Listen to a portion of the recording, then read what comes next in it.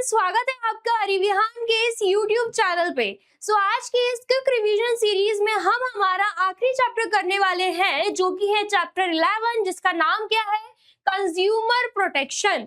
इस चैप्टर में से 6 मार्क्स का क्वेश्चन पेपर में पूछा जाता है और ये चैप्टर बहुत ही इजी एंड बहुत इंपॉर्टेंट चैप्टर है, बिकॉज आपको आपके 6 मार्क्स नहीं गंवाने हैं। तो फटाफट से इस वीडियो में हम पूरे चैप्टर को अच्छे से समझ लेते हैं, ठीक है। सबसे पहले अगर हम बात करें कंज्यूमर प्रोटेक्शन की, कंज्यूमर प्रोटेक्शन क्या है? Consumer protection refers to the act of providing adequate protection to consumers against the unscrupulous, exploitative and unfair trade practices of manufacturers and service provider। बोला जा रहा है कि कंज्यूमर प्रोटेक्शन में consumers को प्रोटेक्ट किया जाता है। किससे प्रोटेक्ट किया जाता है? जो गलत काम होते हैं, अनफेयर ट्रेड प्रैक्टिसेस होती हैं, या कंज्यूमर्स को जो एक्सप्लॉइट किया जाता है, डिसऑनेस्ट चीजें करी जाती है उनके साथ, गलत प्रोडक्ट दे दिए जाते हैं, लो क्वालिटी के प्रोडक्ट दे दिए जाते हैं, फेक प्रोडक्ट्स दे दिए जाते हैं, या प्रोडक्ट जितने प्राइस का है उससे ज्यादा चार्ज कर दिया जाता है। मतलब ऐसी सारी अनफेयर ट्रेड प्रैक्टिसेस से कंज्यूमर्स को बचाना, उसी को बोला जाता है कंज्यूमर प्रोटेक्शन। ठीक है, आगे समझ में चलिए। अब यहाँ पर इंपॉर्टेंस ऑफ कंज्यूमर प्रोटेक्शन देख लेते हैं, और ये जो टॉपिक है ये बहुत ज्यादा इंपॉर्टेंट है। क्वेश्चन पेपर में इसमें से सवाल बन सकता है, ठीक है। आगे समझ में, तो सबसे पहले अगर हम कंज्यूमर्स की बात करें कि कंज्यूमर प्रोटेक्शन कंज्यूमर्स के लिए कैसे जरूरी है और कंज्यूमर प्रोटेक्शन बिजनेस के लिए कैसे जरूरी है, एक बिजनेसमैन के लिए, एक फर्म के लिए, एक एंटरप्राइज के लिए कैसे जरूरी है, दोनों ही तरीके से हम समझेंगे, ठीक है। सबसे पहले कंज्यूमर के लिए कैसे जरूरी है? कंज्यूमर इग्नोरेंस, क्या बोला जा रहा है कि यहाँ पर कंज्यूमर प्रोटेक्शन द्वारा कंज्यूमर को अपने राइट्स के बारे में पता चलता है। कंज्यूमर को ये पता चलता है कि अगर उनके साथ गलत काम हो रहे हैं तो उसके बदले में उनको क्या क्या रेमेडीज मिल सकती है। कंज्यूमर को कंज्यूमर प्रोटेक्शन में ये भी पता चलता है कि वो कहाँ पर जाके फाइल कर सकते हैं अपनी कंप्लेन को, ठीक है। मतलब रेड्रेसल एजेंसीज के बारे में भी पता चलता है, जो कि आप आगे पढ़ोगे, ठीक है। नेक्स्ट फिर क्या आ जाता है, अनऑर्गेनाइज्ड कंज्यूमर, जिसमें कंज्यूमर प्रोटेक्शन बोलता है कि कंज्यूमर्स को अपनी एक अलग ऑर्गेनाइजेशन बनानी चाहिए जो कि उनके हित के लिए लड़े, ठीक है। फिर उसके बाद आता है wide spread exploitation of consumer, जो कंज्यूमर्स एक्सप्लॉइट हो रहे हैं, जिनके साथ गलत काम किए जा रहे हैं मैन्युफैक्चरर द्वारा, ठीक है, उनसे उनको बचाना, ठीक है। ऐसी अनट्रेड प्रैक्टिसेस से कंज्यूमर को बचाना, इसलिए कंज्यूमर प्रोटेक्शन जरूरी है, ठीक है।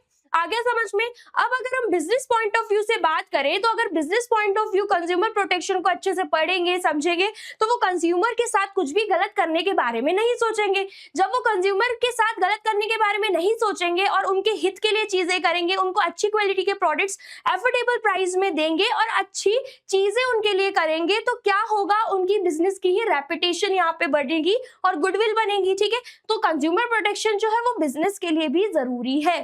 Long term interest of business, एक बिजनेस को अगर लंबे समय तक चलना है और वो चाहता है कि मेरी जो सेल्स है वो इंक्रीज हो, बार बार कंज्यूमर आके मुझसे ही प्रोडक्ट खरीदे और मुझे अच्छा खासा प्रॉफिट हो इस बिजनेस से, तो वो कंज्यूमर प्रोटेक्शन में लिखी गई हर एक चीज का ध्यान रखेगा। इसलिए ये बिजनेस के लिए भी जरूरी है, ठीक है। फिर क्या आता है, बिजनेस यूज सोसाइटी रिसोर्सेज। अब जो बिजनेस है वो सोसाइटी के ही रिसोर्सेज यूज करते हैं, जो भी सामान चाहिए होता है वो सोसाइटी का ही होता है। इनफैक्ट जो लोगों को वो हायर करते हैं वो भी सोसाइटी के ही लोग होते हैं, तो सोसाइटी के लिए लॉयल रहना बिजनेस की ही जिम्मेदारी है। तो अगर वो ऐसा करेंगे तो उनको अच्छा खासा प्रॉफिट होगा, ठीक है। फिर उसके बाद क्या है, सोशल रिस्पॉन्सिबिलिटी। उनकी क्या सोशल रिस्पॉन्सिबिलिटी होनी चाहिए कि जो वो प्रोडक्ट बना रहे हैं वो प्रोडक्ट अच्छी क्वालिटी का भी हो और कम दाम में भी मिल जाए, ताकि हर कोई उनसे प्रोडक्ट आके खरीद ले, ठीक है। ये उनकी सोशल रिस्पॉन्सिबिलिटी है। फिर उसके बाद मोरल जस्टिफिकेशन, इसमें बिजनेस क्या करते हैं, कोई भी ऐसा गलत काम नहीं करते जो कि कंज्यूमर को एक्सप्लॉइट करे या उनको डैमेज करे, ठीक है, या उनकी हेल्थ एंड प्रॉपर्टी को डैमेज करे, ठीक है। उसको बोला जाता है मोरल जस्टिफिकेशन, क्योंकि बिजनेस को पता है कि कंज्यूमर प्रोटेक्शन आ चुका है और अगर वो कुछ भी गलत काम करेंगे तो कंज्यूमर्स अपने हित के लिए लड़ सकते हैं, ठीक है। आगे समझ में चलिए। नेक्स्ट हम बात कर लेते हैं कंज्यूमर प्रोटेक्शन एक्ट 2019। ये क्यों आया था?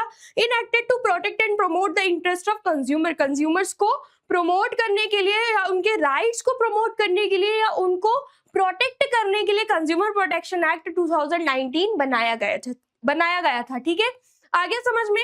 ठीक है, उसके क्या क्या फीचर्स है? It has granted certain rights to consumers. Consumer protection act द्वारा कंज्यूमर्स को कुछ राइट्स मिले थे, कुछ हक मिले थे, और वो राइट्स कितने हैं? 6 राइट्स हैं, जो कि हम आगे पढ़ेंगे। ठीक है, right to safety, right to inform, right to be heard, ये सब चीजें हम आगे जाके पढ़ेंगे। ठीक है, फिर उसके बाद it also provide safeguard to consumer against any type of exploitation. अब कंज्यूमर के साथ अगर कुछ भी गलत काम हो रहा है तो कंज्यूमर को इतना हक कंज्यूमर प्रोटेक्शन एक्ट 2019 में मिल चुका है कि उसके बदले में वो क्या कर सकते हैं, मतलब उसके बदले में वो कंप्लेन फाइल कर सकते हैं, सॉरी, है ना, कंप्लेन फाइल कर सकते हैं, और उनको रेमेडीज भी यहाँ पर प्रोवाइड हो जाएंगी। फिर उसके बाद it has provided 3 tier redressal machinery to provide remedy to consumers. Same वही बात बोली गई है कि यहाँ पर कंज्यूमर प्रोटेक्शन एक्ट में सेफ्टी तो मिल ही रही है कंज्यूमर को, और साथ ही में क्या भरपाई कर सकता है सामने वाला, जो भी नुकसान कंज्यूमर को हुआ है वो भी मिल जाता है। और कंज्यूमर को अगर कंप्लेन को फाइल करना है तो वो कहाँ पर जा सकते हैं? 3 टायर रेड्रेसल एजेंसीज या मशीनरी में जा सकते हैं। अब ये क्या होते हैं? इसमें 3 लोग इन्वॉल्व रहते हैं, 3 कमीशन, 3 फॉरम्स इन्वॉल्व रहते हैं, district forum, state forum, national forum, जो कि हम आगे पढ़ेंगे। ठीक है, इतना समझ में आया? चलिए अब हम नेक्स्ट बात कर लेते हैं कंज्यूमर राइट्स की। इसको आप डबल स्टार लगा दो, ये तो बहुत ज्यादा इंपॉर्टेंट है, इसमें से गारंटीड क्वेश्चन पूछा ही जाता है। तो 6 राइट्स कंज्यूमर्स को दे के रखे हैं, right to safety, right to be inform, right to choose, right to be heard, right to seek redressal and right to consumer education. जिसमें हम सबसे पहले राइट टू सेफ्टी की बात करें तो इसमें बोला जाता है कि कंज्यूमर को ऐसे प्रोडक्ट्स प्रोवाइड होने चाहिए जो कि उनकी हेल्थ को, उनकी लाइफ को और उनकी प्रॉपर्टी को डैमेज ना करें। ठीक है, फिर उसके बाद राइट टू बी इन्फॉर्म, मतलब कंज्यूमर को हर एक चीज की इंफॉर्मेशन होनी चाहिए, वो भी प्रोडक्ट से रिलेटेड। अगर कोई प्रोडक्ट वो यूज कर रहे हैं तो उसका प्राइस क्या है, उसकी क्वालिटी क्या है, उसकी क्वांटिटी क्या है, मैन्युफैक्चर डेट, एक्सपायरी डेट, ये सभी चीजें उनको पता होनी चाहिए। ठीक है, आगे समझ में। फिर उसके बाद राइट टू चूज। अब बहुत सारे प्रोडक्ट्स मार्केट में मिलते हैं, है ना, तो कंज्यूमर के पास ये राइट है कि सबको एनालाइज करके वो अपने लिए बेस्ट चुने। ऐसा नहीं है कि एक दुकान में वो चला गया और 10 दुकानों में वो नहीं जा सकता, ऐसा नहीं है। एक दुकान में गए, नहीं पसंद आया, दूसरी में जा सकता है, तीसरी में, चौथी में। ऐसा कोई भी शॉपकीपर नहीं है जो उनको रोक के बोलेगा कि मेरी दुकान में आए तो मुझसे प्रोडक्ट खरीदो। ठीक है, आ गया समझ में। नेक्स्ट उसके बाद क्या होता है? Right to be heard. अगर कंज्यूमर को कोई भी नुकसान हो रहा है, कोई डैमेज प्रोडक्ट मिल रहा है या जिसकी वजह से उनकी हेल्थ खराब हो गई है, तो वो जाके कंप्लेन कर सकते हैं, उनको सुना जाएगा, राइट टू बी हर्ड। ठीक है, फिर उसके बाद right to seek redressal. Again वही बात बोली जा रही है कि वो कंप्लेन को फाइल कर सकते हैं और उसके बदले में उनको रेमेडी मिल जाएगी। रेमेडी कैसे मिल सकती है? या तो प्रोडक्ट को रिप्लेस करके दे दिया जाएगा जो डैमेज हो चुका है, या फिर क्या होगा, पैसे दे देंगे, उनको रिफंड कर देंगे। ठीक है, या फिर क्या होगा, जो भी प्रोडक्ट खराब है उसको रिपेयर करके दे दिया जाएगा। बहुत सारे तरीके हैं। ठीक है, फिर उसके बाद क्या? Right to consumer education. अब कंज्यूमर का ये भी हक है कि उनको कंज्यूमर प्रोटेक्शन के बारे में हर एक चीज की जानकारी हो।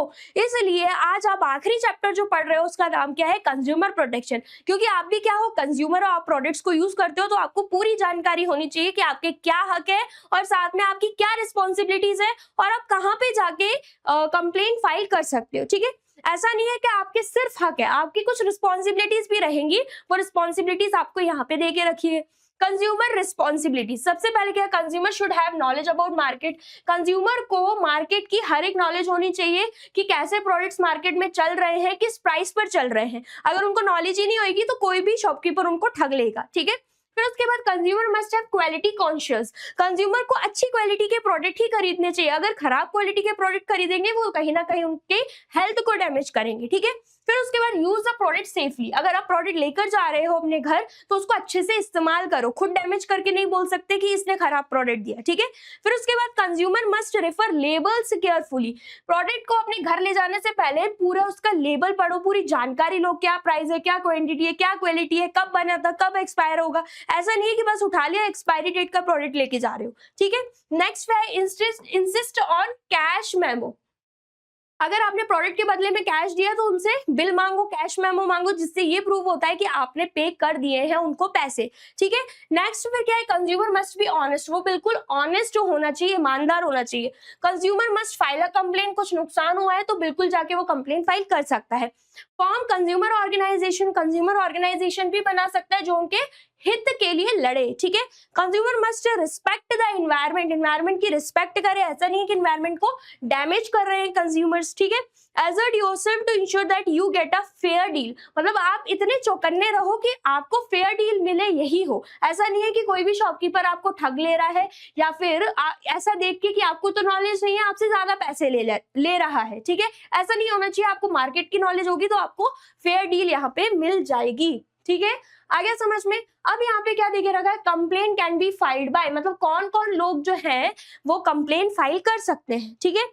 तो सबसे पहले आ जाएगा एक कंज्यूमर, जो प्रोडक्ट को कंज्यूम कर रहा है वो कंप्लेन फाइल कर सकता है। Any voluntary consumer association, consumer का कोई ऑर्गेनाइजेशन, कोई एसोसिएशन बना हुआ है वो भी कंप्लेन फाइल कर सकता है, ठीक है। द सेंट्रल गवर्नमेंट और एनी स्टेट गवर्नमेंट ये भी कंप्लेन फाइल कर सकती है। द सेंट्रल अथॉरिटी ये भी कर सकती है। वन और more consumer on behalf of numerous consumer, अगर बहुत सारे कंज्यूमर्स हैं जिनकी एक ही शिकायत है तो कोई भी एक जाके कंप्लेन फाइल कर सकता है सबके बिहाफ पे, ठीक है। अ लीगल आयर और representative of a deceased consumer, deceased consumer मतलब जो मर चुका है, हो सकता है किसी प्रोडक्ट को कंज्यूम करके वो मर गया है, तो जो भी लीगल आयर रिप्रेजेंटेटिव है, ठीक है, उनके बच्चे हैं या बीवी है तो वो भी जाके कंप्लेन फाइल कर सकते हैं, ठीक है। पेरेंट और legal guardian in case consumer is a minor, अगर कंज्यूमर जो है वो माइनर है, मतलब 18 साल से नीचे का है, तो उनके पेरेंट्स जाके फाइल कर सकते हैं कंप्लेन, या फिर जो भी गार्डियन है वो भी जाके फाइल कर सकते हैं, ठीक है।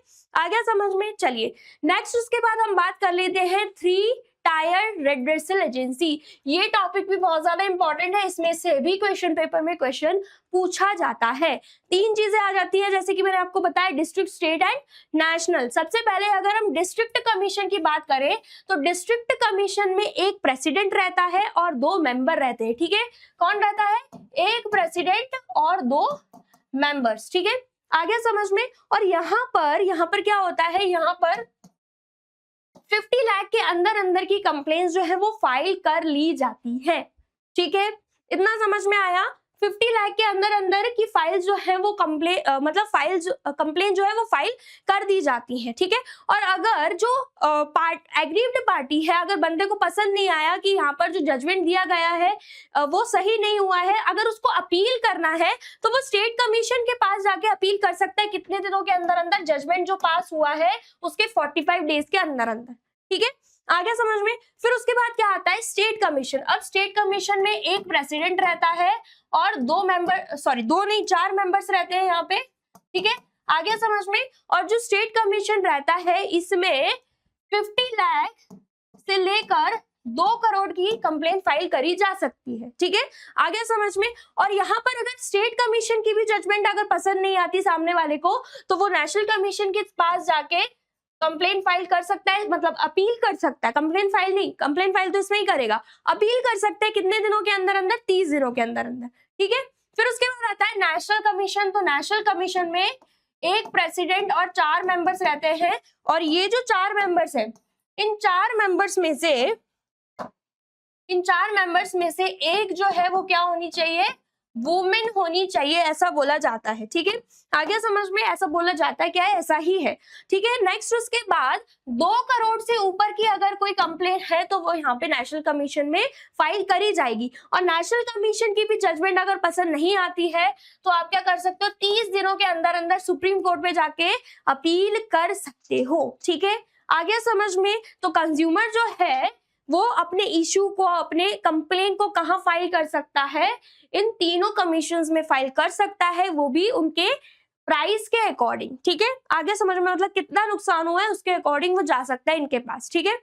क्लियर हो गया। तो यहाँ पर हमारा कंज्यूमर प्रोटेक्शन चैप्टर अच्छे से पूरे तरीके से कंप्लीट हो गया है, और साथ में ये जो क्विक रिवीजन की सीरीज है वो भी हमने बहुत अच्छे से कंप्लीट कर ली है। एंड आई होप आपको सभी वीडियोस बहुत अच्छे से पसंद आई होंगी। ये वीडियो अगर अच्छी लगी है तो फटाफट से इस वीडियो को लाइक, कॉमेंट एंड शेयर कर दीजिए अपने दोस्तों के साथ। And all the best for your upcoming exam. Till then take care, bye bye.